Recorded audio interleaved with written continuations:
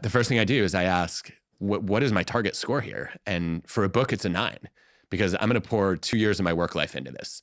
And, I hope a lot of people will read it and it's going to be useful to them. So it really matters to do it about as well as I can. When I'm writing a post for Instagram, I'm pretty content with a 6.5. Just above getting canceled is my target there. But that calibration is helpful, because I could spend all day crafting that Instagram post and then I'll never get anything done.